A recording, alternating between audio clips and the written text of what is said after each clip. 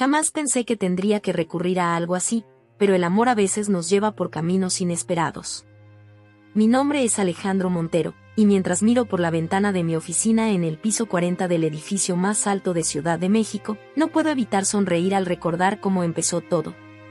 Soy el dueño y CEO de Techlatam, el grupo empresarial más importante de tecnología en Latinoamérica, pero hoy me preparo para el papel más difícil de mi vida, fingir ser un simple mayordomo en mi propia casa. Todo comenzó hace 6 meses, en una exposición de arte contemporáneo en el Museo Jumex. Fue allí donde conocí a Isabella Velasco. Ella estaba admirando una instalación de Gabriel Orozco, completamente absorta en los detalles de la obra. Me acerqué pretendiendo ser otro visitante más del museo, y terminamos conversando durante horas sobre arte, tecnología y el futuro de México. Isabella resultó ser no solo hermosa, sino brillante, arqueóloga especializada en culturas precolombinas, con un doctorado de la UNAM. Nuestra conexión fue instantánea y natural. Las siguientes semanas fueron como un sueño: cenas en pequeños restaurantes de la Condesa, paseos por Coyoacán, tardes lluviosas en cafeterías de la Roma. Isabella nunca preguntó a qué me dedicaba, y yo, cansado de que la gente solo viera mi cuenta bancaria, simplemente le dije que trabajaba en tecnología. Ella asumió que era un empleado más del sector, y yo no la corregí. Las cosas se complicaron cuando Isabella comenzó a hablar de presentarme a sus padres. Los Velasco no eran cualquier familia, descendientes directos de españoles que llegaron durante la colonia, dueños de una de las fortunas más antiguas del país, y conocidos por su particular visión sobre la pureza social. Isabella me había contado suficientes historias sobre cómo sus padres habían saboteado sus relaciones anteriores con personas que consideraban inadecuadas para su estatus. Fue entonces cuando la idea comenzó a formarse en mi mente. Si iba a conocer a sus padres, quería ver su verdadera cara, no la máscara social que seguramente mostrarían al saber quién era yo realmente. Roberto, mi mayordomo principal y prácticamente mi segundo padre desde que perdí a mis padres en aquel accidente aéreo hace 15 años, me escuchó explicar mi plan con una mezcla de preocupación y resignación. Señor Alejandro, me dijo mientras preparábamos los detalles en la biblioteca de la mansión, ¿está completamente seguro de esto? Los engaños, aunque bien intencionados, suelen tener consecuencias inesperadas. Roberto había estado conmigo en cada momento importante de mi vida adulta, desde mis primeros pasos en los negocios hasta la expansión de Techlatam por toda América Latina. Su consejo siempre había sido invaluable, pero esta vez sentía que necesitaba seguir mi instinto. La mansión en las Lomas sería el escenario perfecto. Cada detalle fue meticulosamente planeado. Me presentaría como Miguel Ramírez, el nuevo mayordomo recién contratado. La casa supuestamente pertenecería a un amigo empresario que nos la había prestado para la cena. Isabella, después de mucha discusión y dudas iniciales, accedió a seguir el plan, entendiendo mis razones para querer conocer la verdadera naturaleza de sus padres. Las siguientes 2 semanas las dediqué a prepararme para el papel. Roberto me enseñó cada aspecto del protocolo de servicio, cómo servir el vino sin hacer ruido, cómo mantener la postura correcta, cómo anticipar las necesidades de los comensales. Practiqué un acento ligeramente diferente, más cercano al español que se habla en Veracruz, y estudié los modales y comportamientos esperados de la servidumbre en las casas de alto nivel. Mi equipo de seguridad, dirigido por Carlos Mendoza, un exmilitar que había estado conmigo durante una década, no estaba nada contento con el plan. Jefe, me dijo durante una de nuestras reuniones de preparación, al menos permita que tengamos personal adicional encubierto durante la cena. Accedí a regañadientes, más para su tranquilidad que por verdadera preocupación. La transformación física fue sorprendente. Mi diseñador de imagen personal, Marco, trabajó en cada detalle: un corte de pelo diferente, un ligero tinte para oscurecer mi cabello naturalmente castaño, y un uniforme de mayordomo hecho a medida pero intencionalmente mal ajustado en algunas áreas para que pareciera de menor calidad. Me miré en el espejo y apenas podía reconocerme. El chef ejecutivo de la mansión, Diego Ruiz, preparó un menú espectacular para la cena, una fusión de cocina tradicional mexicana con técnicas de alta cocina francesa. Si vamos a poner a prueba su esnobismo, dijo con una sonrisa cómplice, hagámoslo con estilo. El menú incluiría desde un mole negro oaxaqueño hasta un soufflé de guayaba, cada plato diseñado para impresionar pero presentado como si fuera el trabajo del personal regular de la casa. La noche anterior a la cena, mientras repasaba los últimos detalles en mi despacho, Isabella me llamó. Su voz transmitía preocupación. Alex, ¿estás seguro de esto?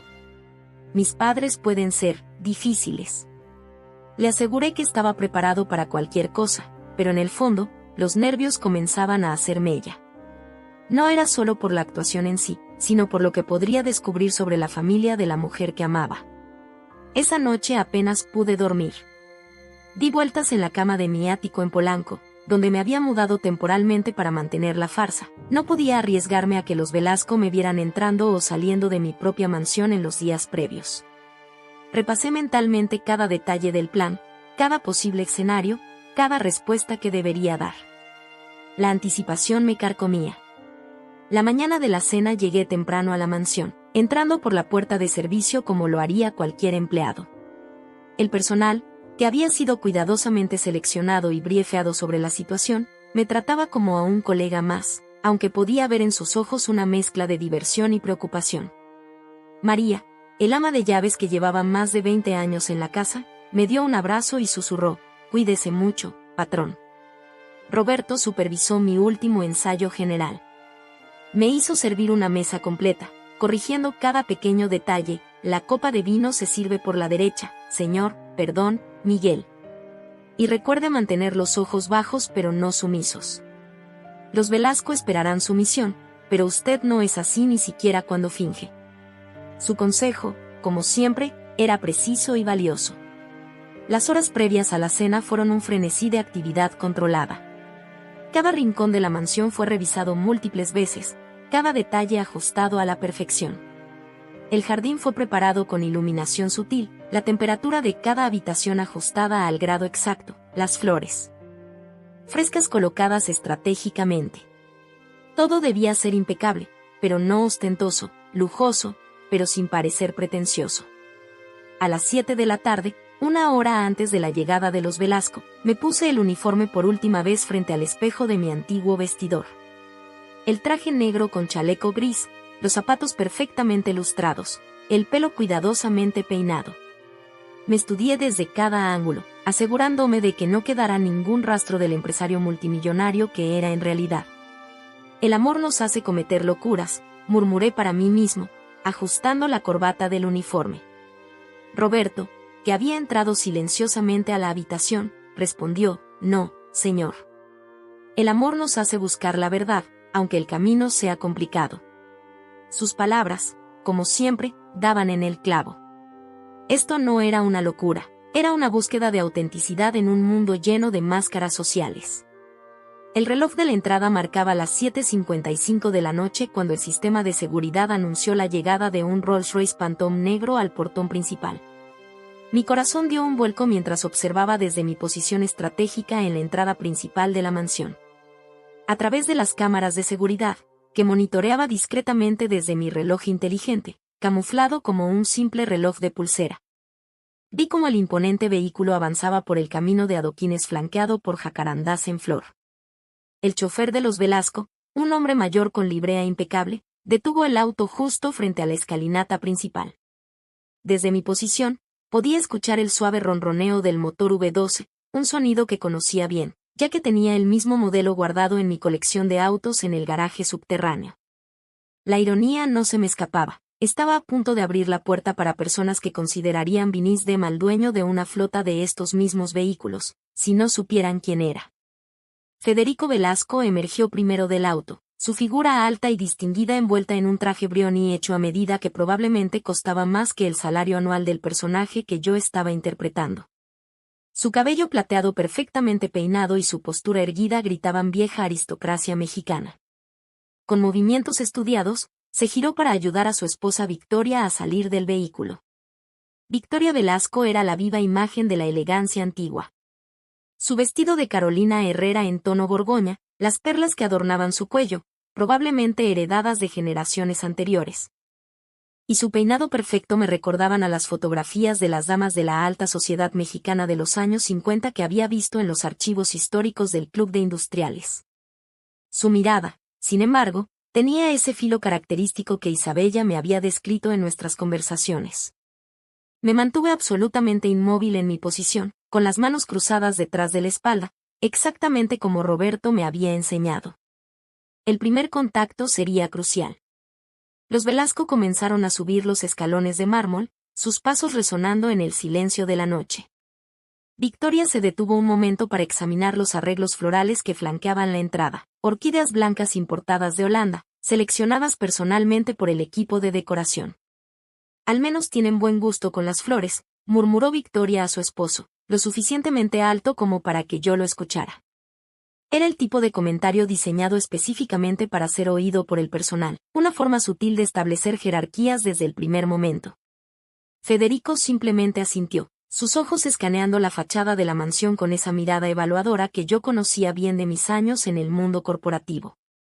Cuando llegaron al último escalón, di un paso adelante y realicé una pequeña inclinación de cabeza, calculada para mostrar respeto sin servilismo. Buenas noches, señores Velasco. Bienvenidos, dije con mi acento veracruzano cuidadosamente practicado. Permítanme sus abrigos. Victoria apenas me miró mientras se deshacía de su estola de cachemira, que atrapé con la precisión que Roberto me había hecho practicar docenas de veces. Federico me entregó su abrigo con un gesto que parecía diseñado para recordarme mi lugar en la jerarquía social. Cuídalo bien, dijo con ese tono que usan algunas personas para hablar con el personal de servicio, como si estuvieran hablando con niños. Es un loro piana. Tuve que contener una sonrisa, tenía 3 abrigos iguales en mi vestidor, aunque dudaba que los Velasco alguna vez hubieran pisado la boutique en Vía della Espiga en Milán donde los había comprado. En ese momento, el sonido de tacones sobre mármol anunció la llegada de Isabella. Mi corazón se aceleró al verla descender por la escalera principal. Llevaba un vestido azul noche de Alexis Maville que habíamos escogido juntos en París el mes anterior, aunque por supuesto, sus padres pensaban que era un préstamo de alguna amiga de la alta sociedad. Su pelo negro caía en ondas suaves sobre sus hombros, y la luz de los candelabros Art Deco se reflejaba en los pequeños diamantes que adornaban sus orejas, un regalo mío que ella había insistido en usar esta noche. Nuestro pequeño acto de rebeldía. Mami, papi, exclamó Isabella, su voz mezclando perfectamente el entusiasmo y la sofisticación esperada. Los Velasco se transformaron instantáneamente, sus rostros iluminándose con sonrisas que no llegaban a sus ojos. Victoria extendió sus brazos para un abrazo cuidadosamente coreografiado, diseñado para no arrugar ninguno de sus atuendos. Mi amor, qué elegante estás, dijo con ese tono meloso que había estado notablemente ausente segundos antes. Federico besó la mejilla de su hija con afecto genuino, el único momento de autenticidad que había presenciado hasta ahora. Princesa, este lugar es interesante, comentó, sus ojos recorriendo el vestíbulo principal con su mezcla de arte contemporáneo mexicano y antigüedades europeas. Reconocí el tono, era el mismo que yo usaba en reuniones de negocios cuando quería ser diplomático sobre una propuesta mediocre. ¿Les gustaría hacer un recorrido por la casa antes de la cena?, sugirió Isabella, interpretando perfectamente su papel.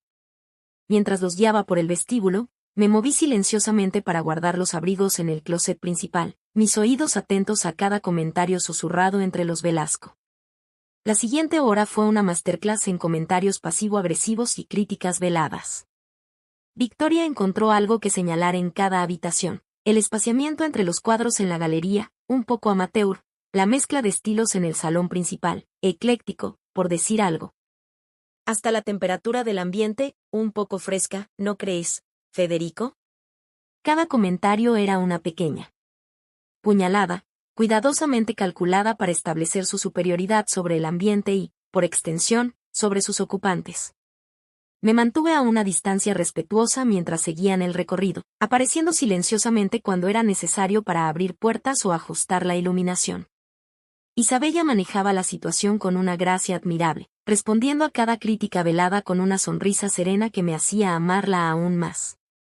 Cuando llegaron a mi colección de arte contemporáneo mexicano en la biblioteca, pude ver cómo Federico intentaba ocultar su impresión ante las obras de Francisco Toledo y Rufino Tamayo. Al menos tu amigo tiene buen ojo para el arte, concedió Federico, estudiando un mural particularmente impresionante. Aunque me sorprende no ver ningún botero. Son más seguros para coleccionar. El comentario me hizo sonreír internamente, el botero que tanto echaba de menos estaba en mi oficina en el corporativo, demasiado reconocible para dejarlo en la mansión durante esta velada. Victoria se detuvo frente a una fotografía en blanco y negro de Graciela Iturbide. «Qué folclórico», comentó, la palabra saliendo de sus labios como si fuera un insulto. «Aunque supongo que está de moda ahora coleccionar arte mexicano». Isabella apretó ligeramente los puños, un gesto que solo yo podía notar, antes de explicar la importancia histórica y artística de la pieza. Sus padres la escucharon con esa atención condescendiente que se reserva para los niños precoces. La tensión en el ambiente era palpable cuando llegamos al comedor principal. La mesa estaba puesta para 4 personas, aunque yo obviamente no me sentaría con ellos. La vajilla de Limoges, la cristalería de Baccarat y la platería antigua brillaban bajo la luz suave de la araña de cristal de Murano. Victoria examinó los cubiertos con ojo crítico, probablemente buscando algún error en su colocación. No lo encontraría. Roberto había supervisado personalmente cada detalle. ¿Y dices que tu amigo está de viaje?, preguntó Federico mientras tomaban asiento. La pregunta iba dirigida a Isabella, pero sus ojos escaneaban la habitación como si esperara que el dueño de la casa apareciera en cualquier momento. Sí, papi. Tenía unos negocios importantes en Singapur esta semana, respondió Isabella con la historia que habíamos preparado. Fue muy amable en prestarnos su casa para esta cena. Me moví silenciosamente alrededor de la mesa, sirviendo el vino blanco que habíamos seleccionado para empezar, un Montrachet Grand Cru que había adquirido en mi última visita a Borgoña. Victoria observó la etiqueta con interés mal disimulado mientras servía su copa. Veo que tu amigo tiene buen gusto para el vino, comentó, aunque su tono sugería sorpresa, como si no esperara encontrar algo de calidad en esta casa. Los siguientes minutos fueron un ejercicio de autocontrol mientras servía los primeros platos. Cada movimiento era observado, cada gesto evaluado. Victoria no perdió la oportunidad de señalar cuando la servilleta de Federico quedó ligeramente desalineada después de que él se sentara, un detalle que corregí inmediatamente con una disculpa murmurada. Isabella me lanzaba miradas ocasionales de apoyo, aunque mantenía su papel a la perfección. El chef Diego había preparado un inicio espectacular, una crema de elote con trufa negra y aceite de epazote, servida en elegantes bowls de porcelana francesa. El aroma que se elevaba de los platos era celestial, pero los Velasco parecían más interesados en continuar su evaluación del entorno que en apreciar la comida frente a ellos. Isabella, querida, comenzó Victoria mientras removía su crema con estudiada elegancia, ¿no has pensado en organizar estas cenas en el club? Tienen un servicio mucho más experimentado. La indirecta era clara como el cristal. El personal de esta casa no estaba a la altura de sus estándares. Isabella tomó un sorbo de vino antes de responder, dándose tiempo para mantener la compostura. Federico, mientras tanto, había sacado su teléfono y revisaba discretamente sus mensajes entrebocados, un comportamiento que él mismo criticaría severamente en otros. Los Mondragón están organizando una gala el mes que viene, comentó sin levantar la vista de la pantalla.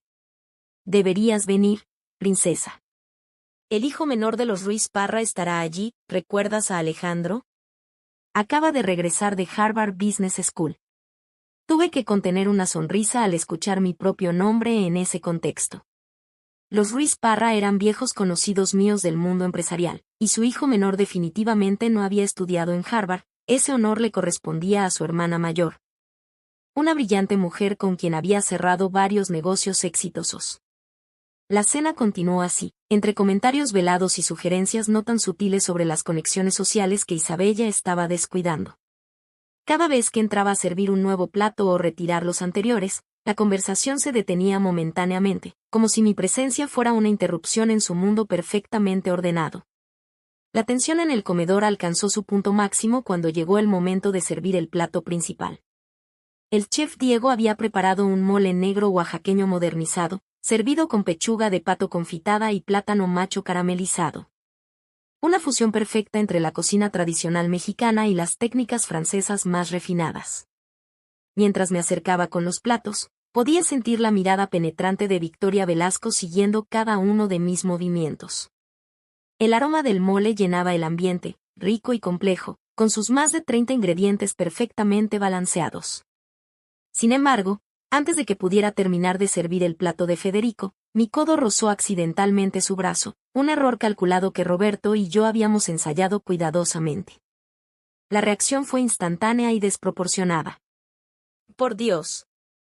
«Ten más cuidado, muchacho ignorante», exclamó Federico, sacudiendo su manga como si hubiera sido manchada, aunque ni siquiera había tocado la tela de su carísimo traje. «¿Acaso no te han enseñado cómo servir apropiadamente? ¿De dónde te sacaron? ¿De algún puesto de tacos en Tepito?» Isabella intentó intervenir. «Papá, fue solo un accidente. No pasó nada». Pero Victoria la interrumpió con una mirada severa que habría congelado el infierno. «Querida, no defiendas a la servidumbre. Esta gente necesita aprender su lugar. Si los defiendes, nunca aprenderán a hacer bien su trabajo». Me mantuve en silencio, con la cabeza ligeramente inclinada en señal de contrición, mientras servía por dentro. No por el insulto a mí, había enfrentado negociaciones mucho más agresivas en mi vida empresarial, sino por la forma en que Isabella tenía que aguantar este tipo de comportamiento de sus propios padres. «Discúlpeme, señor», murmuré con mi mejor tono de humildad practicada. «No volverá a suceder». Federico hizo un gesto despectivo con la mano, como quien espanta una mosca molesta. «Asegúrate de ello. Y tráeme otra servilleta, esta ya está contaminada». Mientras me retiraba para buscar la servilleta, pude escuchar a Victoria comenzar una diatriba sobre la calidad del servicio doméstico estos días. «¿Sabes, Isabella? En nuestra casa nunca permitiríamos este tipo de incompetencia. Nuestro personal tiene al menos 3 generaciones sirviendo a la familia. Entienden su lugar y las expectativas de gente como nosotros». Regresé con una nueva servilleta de lino francesa, doblada perfectamente en forma de corona, un toque que sabía que los Velasco no podrían criticar, ya que era el mismo estilo que se usaba en el club de industriales. Federico la tomó sin siquiera mirarme, como si yo fuera parte del mobiliario. La conversación durante el plato principal se volvió cada vez más reveladora. Entre bocados del exquisito mole, los Velasco comenzaron a exponer su visión del mundo con una franqueza que solo surge cuando la gente cree estar entre los suyos. O cuando consideran que los sirvientes son tan insignificantes que ni siquiera cuentan como personas presentes. «El problema con la sociedad actual», pontificó Federico mientras cortaba su pato con precisión quirúrgica, «es que ya nadie respeta las jerarquías naturales. Todo el mundo cree que puede ascender solo porque tiene un poco de dinero nuevo o una educación en el extranjero». Victoria asintió enfáticamente, sus perlas brillando con el movimiento. «Es verdaderamente patético ver cómo algunos intentan mezclarse en nuestro círculo. El otro día, en el club, ¿te acuerdas de esa mujer, Federico? La esposa del nuevo rico ese de las tecnologías. Llevaba un Hermès original, pero se notaba a leguas que no tenía ni idea de cómo portarlo. La ironía era deliciosa. El Hermès que criticaban probablemente era el mismo modelo que yo le había regalado a mi hermana el mes pasado». Isabella mantenía una sonrisa tensa, moviendo su comida por el plato sin realmente comer. Podía ver cómo cada comentario la afectaba, aunque intentara disimularlo. «Y hablando de nuevos ricos», continuó Federico, ¿has visto cómo algunos de estos empresarios de tecnología pretenden dictarnos cómo debería funcionar el país? Solo porque han tenido éxito con sus aparatitos creen que pueden opinar sobre tradición y cultura. Tuve que morderme la lengua para no responder. La semana anterior, había estado en una reunión con el presidente discutiendo precisamente sobre cómo la tecnología podía ayudar a modernizar el sistema educativo del país. Pero para los Velasco, alguien como yo, incluso en mi verdadera identidad, nunca sería más que un advenedizo con suerte. La tensión aumentó cuando Victoria comenzó a interrogar a Isabella sobre sus planes futuros. «Querida, no puedes seguir perdiendo el tiempo con esas excavaciones arqueológicas. Es un hobby encantador, por supuesto, pero ya es hora de que pienses en establecerte apropiadamente. Los Ruiz Parra han preguntado por ti varias veces». Isabella tomó un sorbo de vino antes de responder, sus nudillos blancos por la fuerza con que sostenía la copa. «Mamá, ya hemos hablado de esto. Mi trabajo en el Instituto Nacional de Antropología e Historia es importante. Estamos descubriendo y preservando nuestra historia». «Historia», interrumpió Federico con una risa despectiva. «La única historia que importa es la que construyen las familias como la nuestra. ¿Crees que alguien se acuerda de los que construyeron las pirámides? No, querida. La gente recuerda a los que las mandaron construir. Mientras servía el vino, un Chateaux Latour 1982 que había estado guardando para una ocasión especial, pude ver cómo Isabella luchaba por mantener la compostura. Sus padres, sin embargo, estaban demasiado ocupados presumiendo su conocimiento sobre vinos para notar el dolor en los ojos de su hija. Al menos, comentó Victoria examinando la etiqueta del vino, tu amigo tiene buen gusto para los vinos. Aunque me sorprende que sepa apreciar un Latour. La mayoría de los nuevos ricos prefieren esos horribles Cabernet californianos. La cena continuó así, entre comentarios mordaces y críticas apenas veladas. Cada vez que entraba o salía del comedor, los Velasco hacían algún comentario sobre la decadencia de las costumbres o cómo ya nadie sabe servir apropiadamente. Isabella intentaba desviar la conversación hacia temas más neutrales, pero sus padres siempre encontraban la manera de volver a sus temas favoritos. La superioridad de su clase social y la importancia de mantener las tradiciones. El momento más revelador llegó durante el postre, un soufflé de guayaba con helado de vainilla de Madagascar. Federico, ya bastante desinhibido por el vino, comenzó a hablar sobre la gente de clase baja y cómo no deberían aspirar a más de lo que les corresponde. ¿Has visto cómo algunos intentan mezclarse con nuestro círculo?, comentó con desdén mientras probaba el soufflé. Es patético. El dinero nuevo nunca podrá comprar clase. Pueden tener todos los millones del mundo, pero siempre se les notará el nopal en la frente.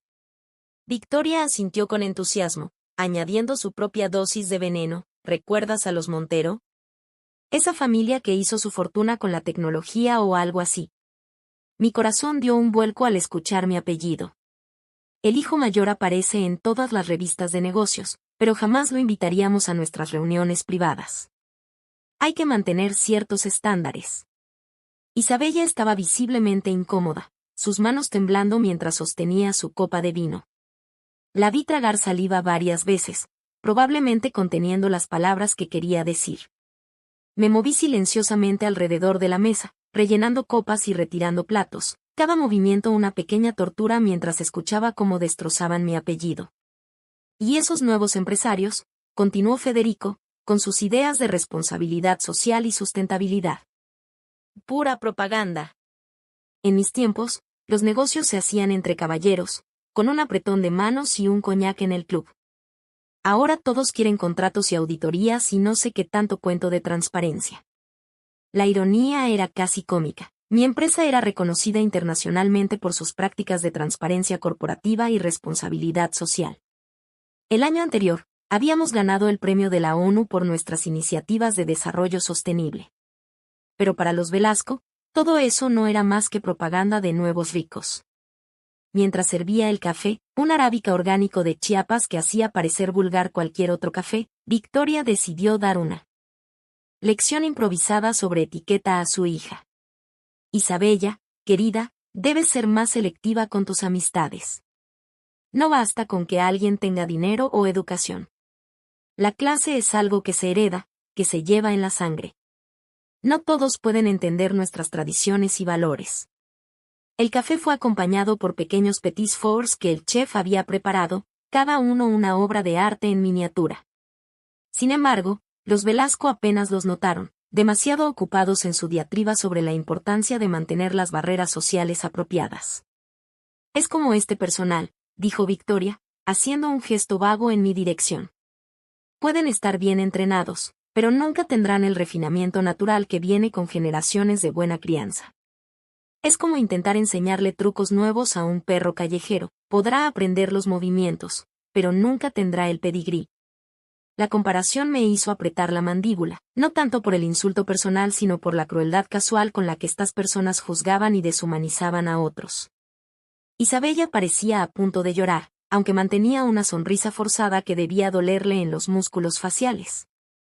La situación alcanzó su punto de quiebre cuando Victoria Velasco, con un movimiento que pretendía parecer accidental pero que cualquier observador atento podría ver que fue totalmente deliberado, derramó su copa de vino tinto sobre mi impecable uniforme. El Chateau Latour 1982, que normalmente debería ser saboreado con reverencia, ahora manchaba mi camisa blanca como una acusación carmesí. ¡Ay! qué torpe soy, exclamó Victoria con una falsa preocupación que no engañaría ni a un niño. Sus ojos, sin embargo, brillaban con una satisfacción mal disimulada. Querida Isabella, realmente necesitas hablar con tu amigo sobre la calidad de su personal.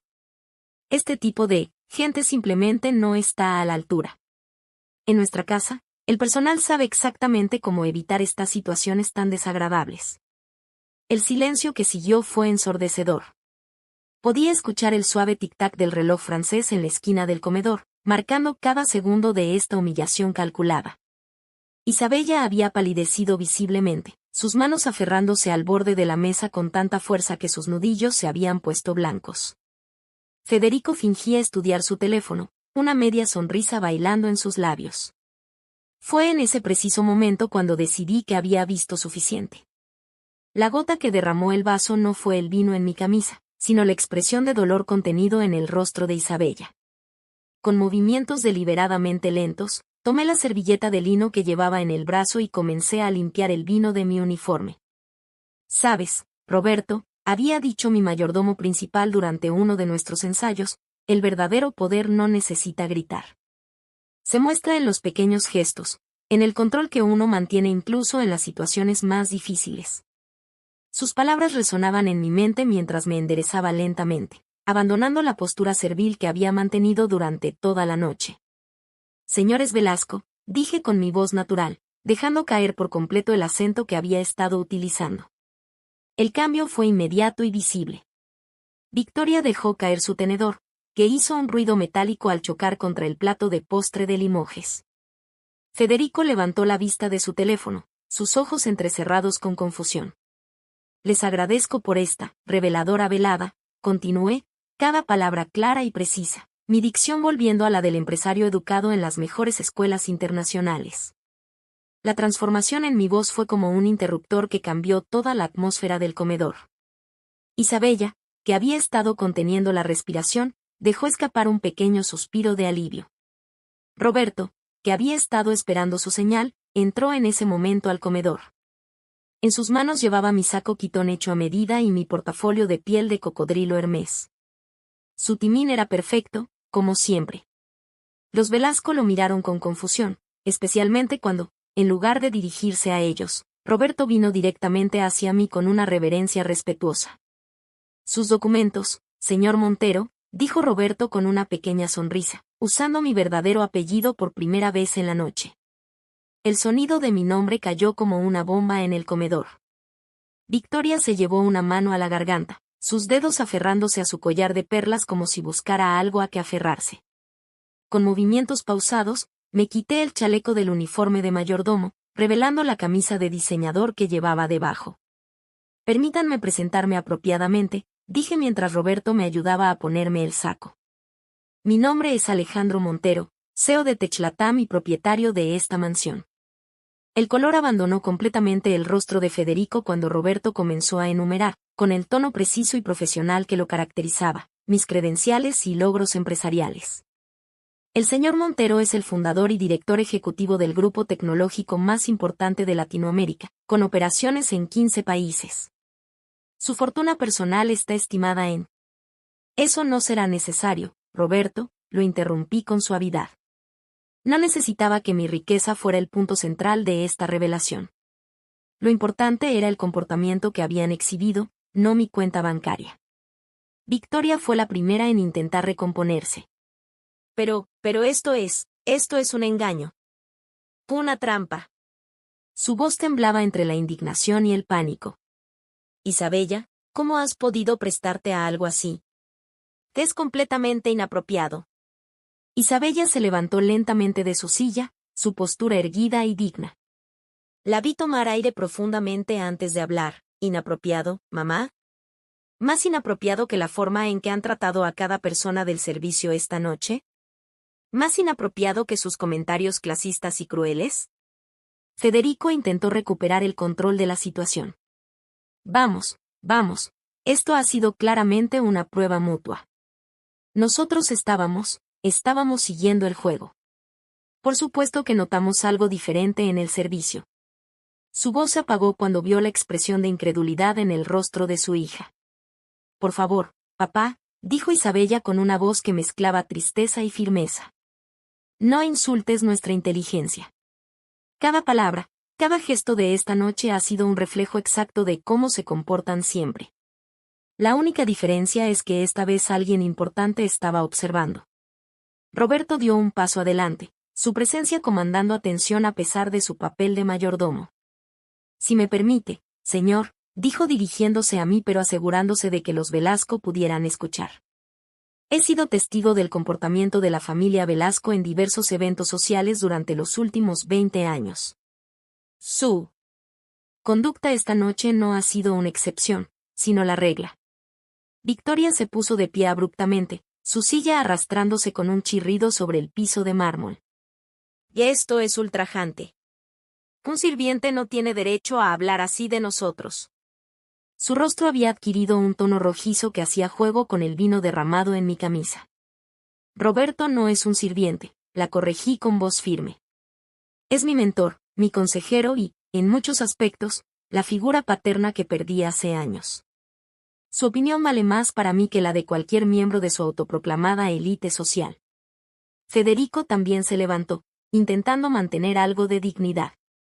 Escucha, Montero, si esto es por los comentarios sobre los nuevos empresarios, era solo una charla de sobremesa.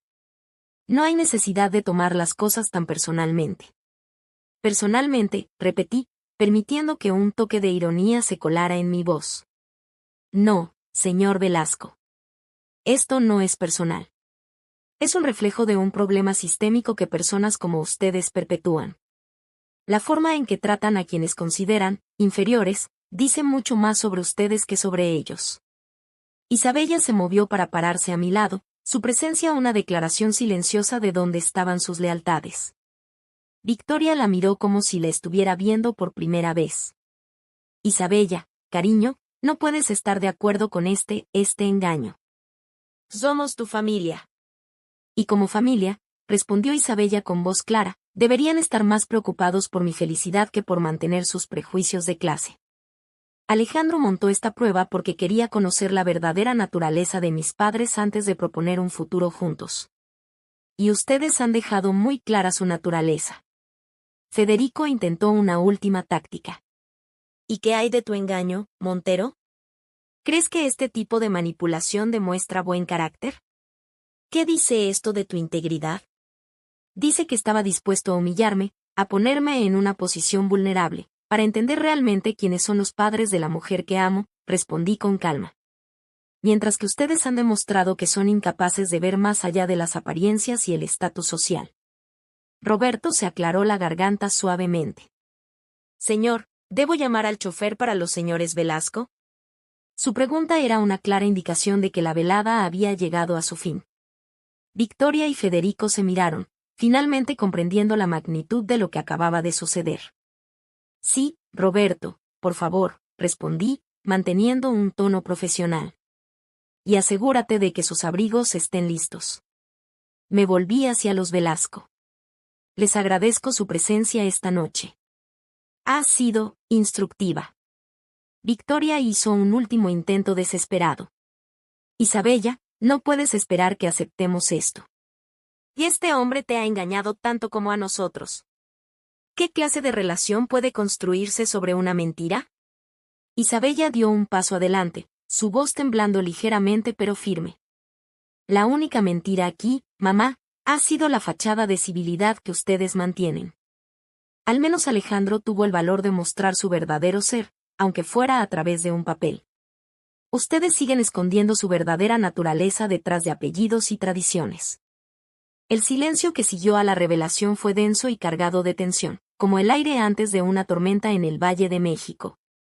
Los Velasco, atrapados en su propia trampa social, intentaron recomponer su dignidad destrozada con una serie de tácticas cada vez más desesperadas. Federico fue el primero en intentar dar un giro a la situación, su rostro transformándose en la máscara sonriente que seguramente había usado en 1000 negociaciones difíciles. Vaya, vaya, exclamó con una risa forzada, como si todo hubiera sido una elaborada broma compartida. ¡Qué manera tan original de conocer a los suegros, Montero! Debo decir que has demostrado tener, creatividad. ¿No es así, Victoria? Su esposa, sin embargo, parecía haber perdido la capacidad de hablar, sus dedos todavía enredados en su collar de perlas como si fuera un rosario. Isabella observaba la escena con una mezcla de tristeza y determinación en sus ojos oscuros. Podía ver cómo cada intento de sus padres por minimizar lo sucedido le dolía más que sus insultos anteriores. Roberto permanecía cerca de la puerta, su presencia una silenciosa garantía de que la situación no se descontrolaría. No intentes convertir esto en una broma, papá, dijo Isabella finalmente, su voz firme pero cargada de emoción. Lo que hemos visto esta noche, lo que han demostrado ser, no es algo que se pueda descartar con una risa incómoda y un apretón de manos. Victoria pareció recuperar su voz en ese momento, aunque hubiera sido mejor que permaneciera en silencio.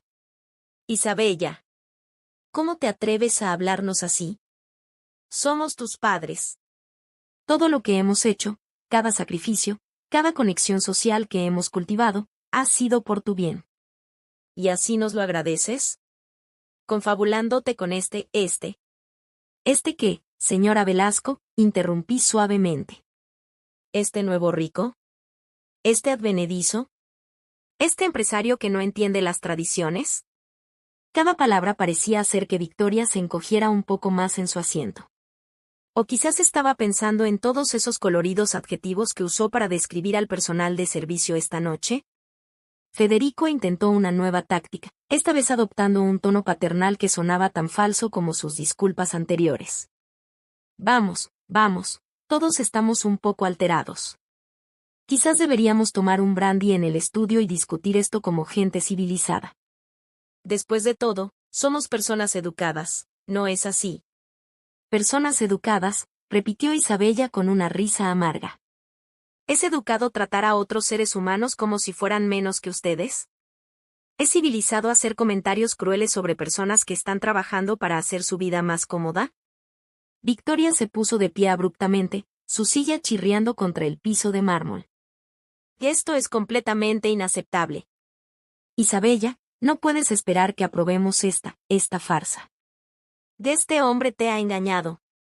Nos ha engañado a todos. ¿Qué clase de persona pretende ser alguien que no es? La ironía de su comentario, señora Velasco, intervino Roberto desde su posición cerca de la puerta, es que el señor Montero solo pretendió ser alguien más durante unas horas. Ustedes han estado pretendiendo ser personas decentes toda su vida.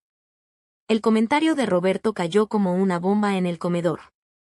Federico se puso rojo de ira. ¿Cómo te atreves? Un sirviente no tiene derecho a...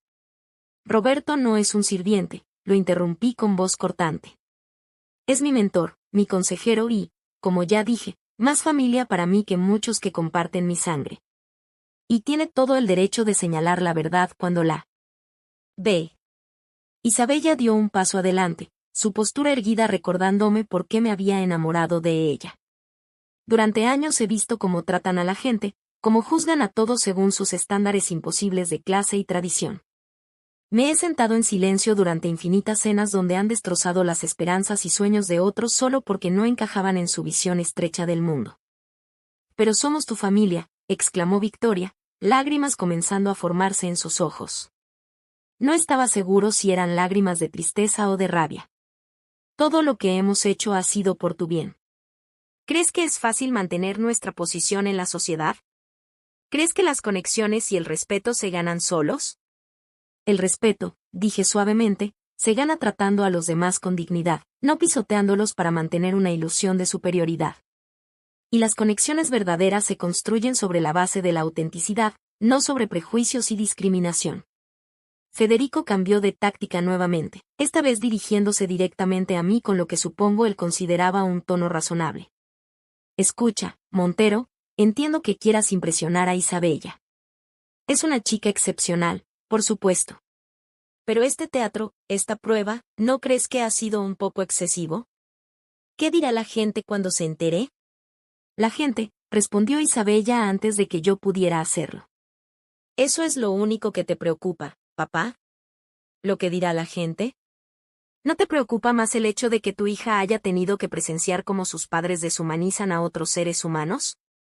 Victoria intentó una nueva aproximación, esta vez dirigiéndose a su hija con una voz que pretendía ser dulce pero sonaba condescendiente. Mi amor, entiendo que estés encaprichada. Alejandro es ciertamente un hombre exitoso, nadie puede negarlo. Pero este tipo de comportamiento, esta necesidad de probar algo, ¿no te hace pensar que quizás no está al nivel de nuestra familia? La risa de Isabella fue corta y sin humor.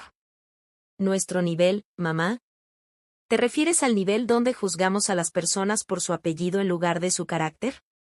¿Donde el valor de alguien se mide por la antigüedad de su árbol genealógico en lugar de sus acciones?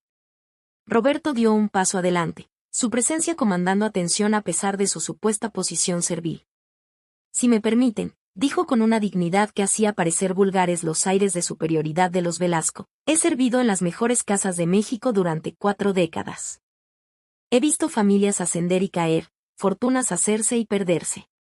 Y puedo decirles, sin lugar a dudas, que la verdadera clase no tiene nada que ver con el apellido o la cuenta bancaria. Federico intentó interrumpir, pero Roberto continuó con una autoridad que lo silenció efectivamente. He visto cómo tratan al personal en eventos sociales, señores Velasco. He escuchado sus comentarios cuando creen que nadie importante está escuchando. Esta noche no ha sido una excepción, sino una confirmación de su verdadera naturaleza. «Que esto es un ultraje», exclamó Victoria, poniéndose de pie nuevamente. «No tenemos por qué escuchar las opiniones de un». «¿De un qué, mamá?», interrumpió Isabella, su voz temblando de emoción contenida. «¿De un ser humano que ha demostrado más dignidad y sabiduría en 5 minutos que ustedes en toda la noche?» El silencio que siguió fue ensordecedor. Federico miraba su copa de vino como si contuviera las respuestas a todos sus problemas, mientras Victoria parecía estar al borde de un colapso nervioso. La fachada de sofisticación y superioridad que habían mantenido durante años se estaba desmoronando frente a nuestros ojos. Las semanas que siguieron a aquella reveladora cena fueron un torbellino de emociones y decisiones difíciles. Isabella, después de una noche de lágrimas y conversaciones profundas en el jardín de la mansión, tomó la decisión más difícil de su vida. Establecer límites claros con sus padres hasta que pudieran demostrar un cambio real en su forma de tratar a los demás. La mañana siguiente a la cena, mientras compartíamos un café en la terraza con vista a la Ciudad de México, Isabella me confesó algo que llevaba años guardando. ¿Sabes? Siempre supe que mis padres eran elitistas, pero verlo así, tan crudo y expuesto, fue como si finalmente pudiera ver el cuadro completo. Sus ojos estaban cansados pero determinados mientras miraba el amanecer sobre el Popocatépetl. Roberto, que se había convertido en un apoyo fundamental para ambos, nos trajo pan dulce recién horneado y más café. Señorita Isabella, dijo con esa sabiduría tranquila que lo caracterizaba, a veces necesitamos ver las cosas desde otra perspectiva para entender realmente su naturaleza. Como cuando uno sube a la torre latinoamericana, la ciudad se ve diferente desde arriba, pero sigue siendo la misma ciudad. Los días siguientes fueron un ejercicio de fortaleza emocional. Isabella empacó sus pertenencias de la casa de sus padres, no como un acto de rebeldía adolescente, sino como una decisión meditada de una mujer adulta que elegía vivir según sus propios valores. Cada objeto que empacaba parecía contar una historia. Libros de arqueología que sus padres habían considerado un pasatiempo poco práctico. Fotografías de sus excavaciones que nunca habían encontrado lugar en las paredes de la mansión Velasco. Recuerdos de viajes que había hecho sola porque sus padres consideraban poco refinado viajar sin un itinerario de lujo. Victoria intentó intervenir, por supuesto. Apareció en mi oficina sin cita previa, algo que en circunstancias normales habría sido imposible, pero que mi asistente permitió siguiendo mis instrucciones previas. Alejandro, dijo con una voz que intentaba ser conciliadora, seguramente podemos resolver esto como gente civilizada. Isabella está confundida, alterada por toda esta situación. La miré desde detrás de mi escritorio en el piso 40, la ciudad extendiéndose tras los ventanales como testigo silencioso. Señora Velasco, respondí con calma, su hija tiene un doctorado, ha dirigido excavaciones arqueológicas importantes, y ha publicado artículos en revistas internacionales. Creo que es bastante capaz de tomar sus propias decisiones. Federico, por su parte, optó por un enfoque más agresivo. Intentó usar sus conexiones en el mundo empresarial para hacerme entrar en razón. Lo que no esperaba era descubrir que mi influencia en el sector tecnológico era mucho más significativa que sus antiguos contactos en la banca tradicional. Sus intentos de presión económica se desvanecieron tan rápido como aparecieron. Mientras tanto, Isabella y yo comenzamos a construir algo nuevo, algo basado en la honestidad y el respeto mutuo. Convertí una de las salas de la mansión en su oficina personal, donde podía trabajar en sus investigaciones arqueológicas con todo el equipo necesario. Ver su rostro iluminarse cuando instalamos el laboratorio de restauración que siempre había soñado fue uno de los momentos más gratificantes de mi vida.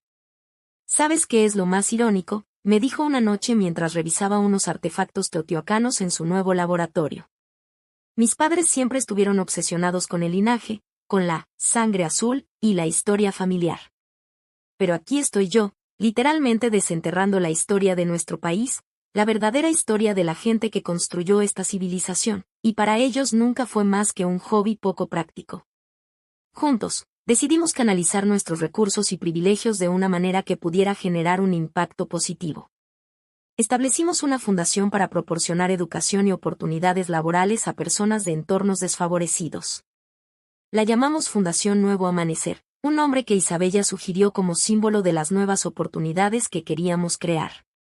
Roberto se convirtió en el director ejecutivo de la fundación. Su experiencia de vida y su profunda comprensión de las dinámicas sociales resultaron invaluables. El verdadero cambio, nos dijo durante una de nuestras primeras reuniones de planificación, no viene de dar caridad, sino de dar oportunidades.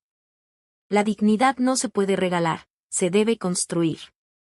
La primera iniciativa de la Fundación fue un programa de becas para estudios arqueológicos y preservación cultural, diseñado por Isabella. Si queremos cambiar la narrativa sobre quién merece acceso a la educación y las oportunidades, argumentó, ¿qué mejor manera que empezar por la gente que quiere estudiar y preservar nuestra verdadera historia? Los meses pasaron, y con ellos vimos los primeros frutos de nuestros esfuerzos. La Fundación comenzó a tener impacto real en las vidas de personas que, según los estándares de los Velasco, nunca habrían tenido el pedigrí adecuado para superarse. Cada historia de éxito era una pequeña victoria contra los prejuicios que habíamos enfrentado aquella noche. 6 meses después de la cena reveladora, Isabella y yo decidimos casarnos. No fue una decisión tomada a la ligera, ni un acto de rebeldía. Fue la culminación natural de un amor que se había fortalecido en la adversidad, que había sobrevivido a la prueba del fuego y había emergido más fuerte. La boda fue un reflejo de nuestros verdaderos valores. En lugar de la ostentosa celebración que los Velasco habrían esperado, optamos por una ceremonia íntima en el Jardín Botánico de Chapultepec. Los invitados no fueron seleccionados por su apellido o cuenta bancaria, sino por su significado en nuestras vidas. Roberto, por supuesto, fue mi padrino. Cuando se lo pedí, sus ojos se llenaron de lágrimas. Señor, me dijo con voz quebrada, el honor sería mío. La forma en que lo dijo, con esa dignidad natural que ningún título nobiliario podría comprar, fue una lección más sobre la verdadera clase. Los Velasco fueron invitados a la boda, pero solo después de mostrar señales genuinas de cambio. Victoria había comenzado a trabajar como voluntaria en un comedor comunitario, una experiencia que, según nos contó con sorprendente humildad, le había abierto los ojos a una realidad que había elegido ignorar durante demasiado tiempo. Federico, por su parte, había comenzado a utilizar sus conexiones empresariales para apoyar iniciativas de responsabilidad social corporativa. No era un cambio radical de la noche a la mañana, pero era un comienzo. Como dijo Isabella, el cambio real requiere tiempo y esfuerzo consciente. Lo importante es que estén dispuestos a intentarlo. El día de la boda, mientras Isabella caminaba hacia el altar del brazo de su padre, pude ver en los ojos de Federico algo que nunca había visto antes, un destello de comprensión genuina. Más tarde, durante la recepción, se acercó a felicitar a Roberto con un apretón de mano sincero, un pequeño gesto que habría sido impensable meses atrás. La celebración fue una mezcla única de mundos, arqueólogos conversando con empresarios, personal de la fundación mezclándose con académicos, todos unidos por el deseo genuino de celebrar nuestro amor. La música tradicional mexicana se mezclaba con piezas clásicas, y la comida era una fusión de alta cocina y platillos tradicionales, preparada por el chef Diego y su equipo. Durante el brindis, Isabella tomó el micrófono y compartió una reflexión que resonó en todos los presentes. El verdadero valor de una persona no reside en su cuenta bancaria o posición social, sino en cómo trata a los demás cuando cree que nadie importante está mirando. Esta lección, aunque llegó de una manera inesperada, ha transformado no solo nuestras vidas, sino nuestra comprensión de lo que significa ser verdaderamente de clase.